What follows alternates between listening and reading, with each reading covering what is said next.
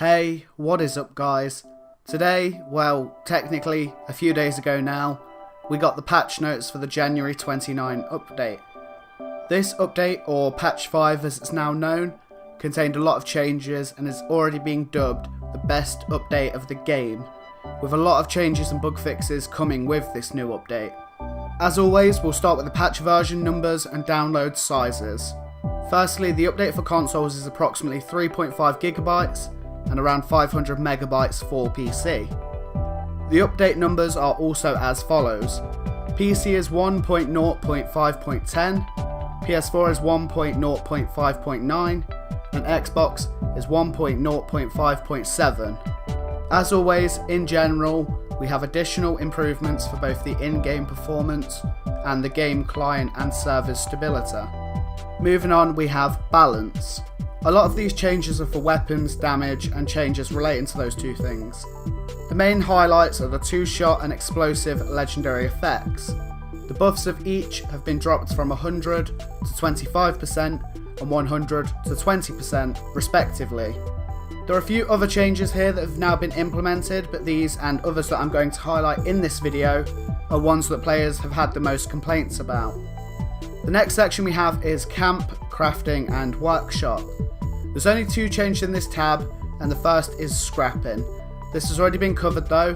Following this change, loose weapon and armor mods are now protected from auto scrapping when crafting. However, they can still be scrapped manually if a player wants to break them down into scrap components. As I said, this isn't new to us, but has now actually been added.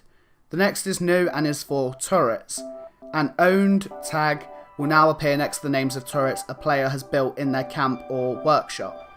To jump ahead a little bit, plans and recipes now also do the same, but in a different kind of way. You can now see which plans and recipes you know with the same tag appearing next to them.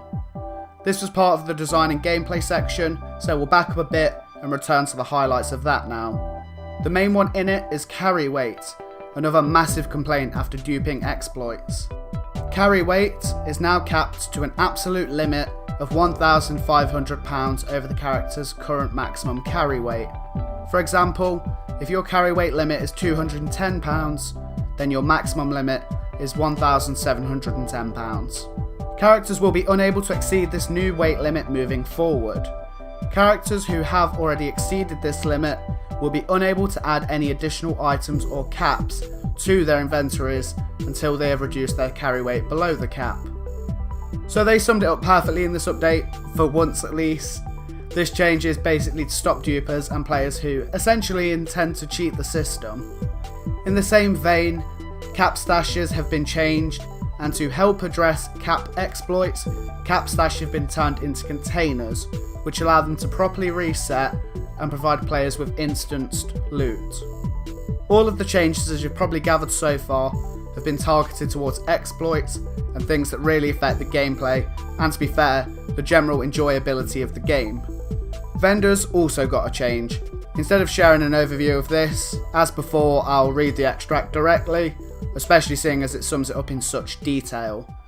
Recipes and plans in vendor inventories are no longer randomised and can now be reliably sourced from those vendors, with the exception of some minor workshop and camp plans.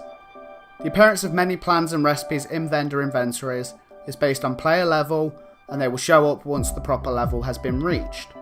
Additional structural plans for wall sets, power connectors, doors, generators, and water purifiers have also been added to some vendors. Added January 29th. Since many plans and recipes can now be sourced reliably from vendors, we've also increased their cap costs accordingly. Added January 29th. Dev note. Recipe and plan prices were originally based on the rarity of showing up in a vendor's inventory. Guaranteeing their appearance significantly increased the availability of most plans and recipes, and we've increased their cap prices as a result. Cap prices have been set relatively high to allow for a market to still exist, where players can mod others' equipment for a cheaper price. Moving on to the final things, we have PvP and quests and events, which are on screen, but in my opinion are of very little importance compared to the other things we have highlighted in this video. Well, that is minus one of them, which if you guessed to do was with an exploit, you'd be right. This is a change to Monster Mash, more specifically the amount of XP awarded per round doing this event, which has now been dropped from 350 to 100. The rest of the patch notes is actually just bug fixes. As always, the link for these notes will be in the description down below. So if you guys do want to take a look at all of the changes, I do suggest you check that out if you haven't done so already. Anyway, overall I think this update is very promising and has a good reflection on Bethesda and their desire to make this game enjoyable for everyone. Although with the game slowly falling in popularity, is it too late? I guess we'll see with the response to the promised DLC and how willing people are to pick up the game again. Anyway, that is it for this video. I really do hope you enjoyed. Leave a like if you did, and if you're new around here, why not subscribe? Make sure you also leave your thoughts on this update, as always, down in the comments section below. Anyway, thank you very much for watching, and peace.